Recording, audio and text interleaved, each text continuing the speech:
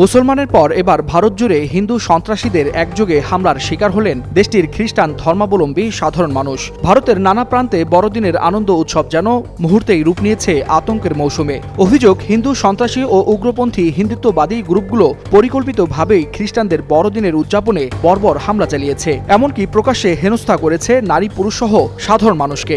উগ্রপন্থী হিন্দুত্ববাদী গ্রুপগুলোর এই হিংস্রতায় অবাক পুরো বিশ্ব। ভারতের ক্যাথলিক বিশপ কনফারেন্স বলছে, বড়দিনের আগে ও দিনটিতে বিভিন্ন রাজ্যে চার্চ, ধর্মীয় সভা ও ক্রিসমাস ক্যারেলে হিন্দু সন্ত্রাসীরা হামলা চালিয়েছে। কোনো যদি কিন্তু ছাড়াই এসব কর্মকাণ্ডের তীব্র নিন্দা জানাচ্ছেন তারা। মানবাধিকার সংগঠনগুলো বলছে, শুধু বড়দিন ঘিরেই কমপক্ষে 60টিরও বেশি নির্যাতনের ঘটনা ঘটেছে দেশটিতে। সামাজিক যোগাযোগ মাধ্যমে ছড়িয়ে পড়া কয়েকটি ভিডিওতে দেখা যায় সান্তা ক্যাপ বিক্রি করা সাধারণ মানুষকে ঘিরে ধরেছে হিন্দু সন্ত্রাসীরা। কোথাও বড়দিনের সাজে থাকা নারী পুরুষকে প্রকাশ্যে হুমকি ও অপমান করছে। মধ্যপ্রদেশের জাবালপুরে এক দৃষ্টি প্রতিবন্ধী খ্রিস্টান নারীকে মারধরের ঘটনায় আরও ক্ষোভ ছড়িয়েছে দেশটিতে।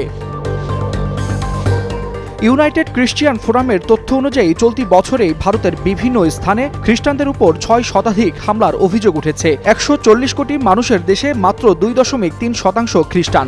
এত ছোট একটি জনগোষ্ঠীও নিরাপদ নয় ভারতে, এমন প্রশ্নই এখন জোরালো হচ্ছে। ধর্মীয় সংগঠনগুলোর আহ্বান, সংখ্যালঘুদের নিরাপত্তা নিশ্চিত করতে অবিলম্বে কঠোর আইন প্রয়োগ করতে হবে। তবে হিন্দু সন্ত্রাসীদের এই উগ্র হিংস্রতা থামবে কিনা সেটি এখন সবচেয়ে বড় উদ্বেগের কারণ হয়ে দাঁড়িয়েছে ভারতে। ওয়ালিউল হাসানাত, যুগান্তর নিউজ।